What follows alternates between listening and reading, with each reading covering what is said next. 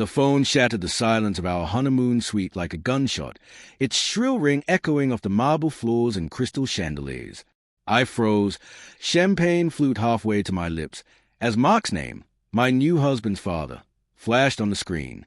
My heart slammed against my ribs, a primal instinct screaming that this call was a blade about to slice through the fragile veil of our bliss. "Answer it," my husband, Alex, muttered from the bed, his voice thick with post-wedding exhaustion, but his eyes narrowed with that familiar flicker of unease I'd been ignoring for months. I pressed the button, and Mark's voice exploded through the speaker, raw and venomous. "You think you can snub me at my own son's wedding and get away with it? I've frozen the trust fund.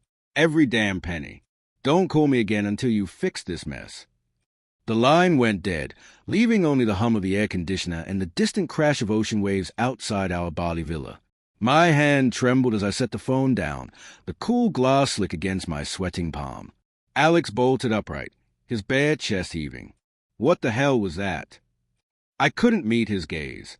The room spun, the scent of jasmine from the flower petals scattered on the sheets turning cloying, suffocating. How had it come to this?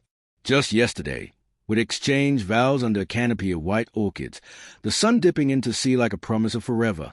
But now, Mark's words clawed at the edges of my mind, unraveling the threads I'd so carefully woven. The wedding snub, he meant the seating chart, didn't he?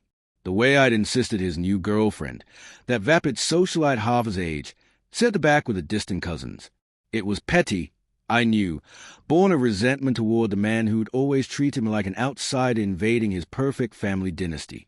But freezing the trust fund? That was our future. Alex's inheritance, the safety net we'd counted on to start our life without his shadow looming over us. Alex paced the room, his feet sinking into the plush rug, muscles tense under his tan skin. "Dad's always been controlling. Elena, this is just another power play. We'll talk him down." His words were meant to reassure, but they rang hollow, laced with a doubt I'd seen creeping in since the engagement.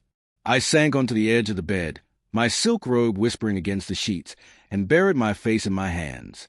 Guilt twisted in my gut like a knife, sharp and unrelenting. How could I tell him the snub was more than jealousy, that it was a desperate shield against the truth I'd been hiding? It started innocently enough 6 months ago, during the endless wedding preparations. Alex was buried in work at his father's firm, pulling all-nighters that left me alone in our sleek downtown apartment, the city lights mocking my isolation through floor-to-ceiling windows. One evening, after another canceled dinner, I wandered into a dimly lit bar, the air thick with cigarette smoke and jazz notes that wrapped around my loneliness like a lover's arms. That's where I met Julian, tall, with eyes like storm clouds and a smile that promised escape. He was a colleague of Mark's, a sharp-dressed investor who'd overheard my complaints about the wedding stress. "Sounds like you need a break from all that," he'd said, his voice low and gravelly, sliding his card across the sticky bar top. At first, it was just texts, harmless flirtations that made my pulse quicken, a spark in the monotony. "You deserve better than being ignored," Julian wrote one night, as Alex snored beside me. I rationalized it. Alex was distant, consumed by proving himself to his father, leaving me to handle invitations, tastings, and the endless family politics alone. Julian listened, made me feel seen. But then came the lunches, stolen in hidden cafes where the clink of cutlery drowned out my growing doubts. His hand brushing mine sent electric jolts up my arm, awakening desires I'd forgotten. "This isn't wrong if it feels right," he whispered once, his breath hot against my ear in the shadowed booth. I told myself it was nothing serious, just a way to cope. But the red flags piled up, subtle at first. A lipstick stain on my collar that I scrubbed away in panic. Late nights with bridesmaids that left me reeking of Julian's cologne, sandalwood and spice, so different from Alex's clean citrus. Alex noticed, of course. "You seem distracted," he'd say over breakfast, his fork pausing midair, eyes searching mine with a vulnerability that twisted my heart. I'd laugh it off, kiss him deeply, burying the guilt under layers of denial. Wedding jitters. Babe, it'll pass. But inside, fear gnawed at me. What if this destroyed everything? Alex wasn't perfect. He'd inherited his father's ambition, often prioritizing deals over dates. But he loved me fiercely, with a quiet intensity that made my betrayal feel like poison in my veins. The wedding day amplified the tension. As I walked down the aisle in my lace gown, the fabric whispering against my skin like accusation, Julian's text buzzed in my hidden phone. "You look stunning. Wish it was me waiting." I deleted it immediately, but the words lingered, a shadow over the vows. Mark watched from the front row, his girlfriend relegated to the back at my insistence, a snub I justified as protecting the family's image. But really, it was spite. She'd flirted shamelessly with Julian at a pre-wedding dinner, and the jealousy burned, irrational in face. Mark's glare during the reception was icy, his toes clipped. To new beginnings and loyalties. I shivered under the tense twinkling lights, the champagne bubbling falsely in my glass. Now, in the honeymoon suite, the pieces clicked into place with horrifying clarity. Alex grabbed his phone, dialing his father furiously. "Dad, what the fuck? The trust fund is for us, our house, our future." Mark's voice boomed through the speaker again, this time on speakerphone at Alex's insistence. "Snub, you think this is about seating? Ask your wife about Julian. I saw them, Alex, in my office building 2 weeks ago, kissing like teenagers.